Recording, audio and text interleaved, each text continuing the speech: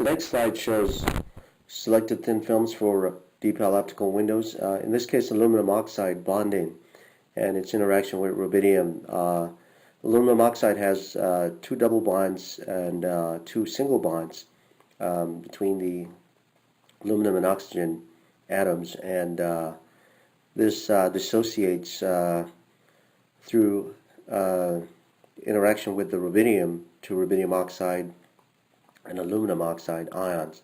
And the highest lattice, the aluminum oxide has highest lattice energy of the thin film we're looking at, but the lowest bond dissociation energy. And so compounding that, the weaker single aluminum oxide bonds are easier to break or to disassociate than the aluminum oxide double bonds. Hence, the reaction um,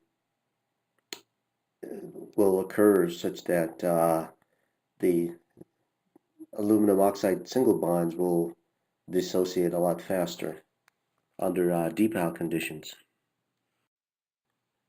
Now the next slide shows tantalum pentoxide. In the case of tantalum pentoxide, there are a total of 4 double bonds in the same principle as the aluminum oxide.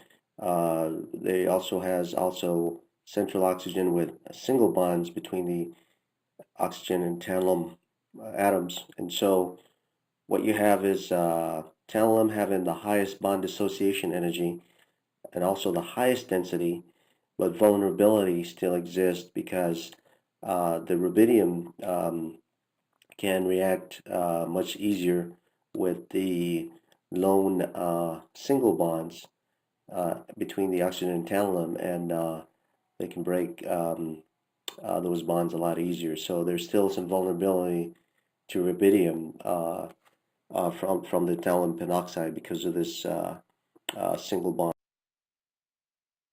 Next slide shows the type of bonding represented here as zirconium dioxide, but the bonding scenario is pretty much the same for silicon dioxide as well as titanium dioxide.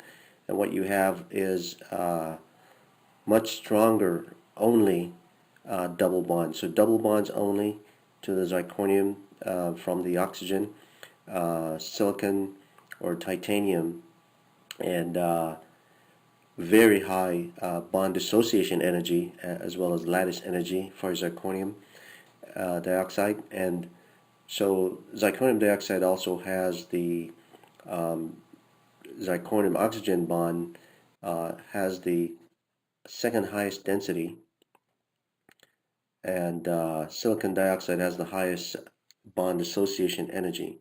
So these are really good candidates for the atomic alkali resistance, any attack from rubidium. So the next slide shows the effects of rubidium vapor on bulk glasses.